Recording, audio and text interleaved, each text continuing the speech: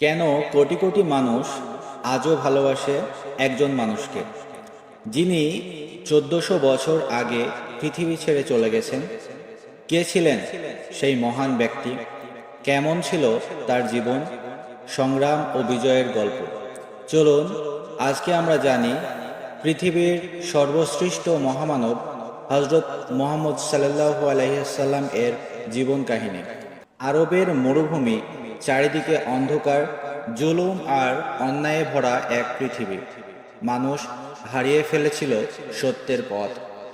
ঠিক তখনই পৃথিবীতে আগমন ঘটে এমন এক মহামানুষের, যিনি বদলে দিয়েছিলেন পুরো মানবজাতির ইতিহাস। তিনি ছিলেন দয়া, ন্যায়, সত্য ও মানবতার প্রতীক।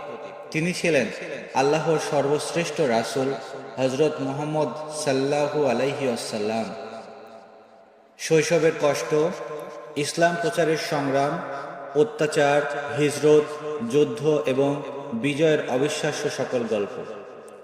আজ আমরা জানব তার সম্পূর্ণ জীবন কাহিনী, তার জন্ম থেকে ওফাত হওয়া পর্যন্ত এমন কিছু ঘটনা যা প্রতিটি মুসলিমের জানা উচিত।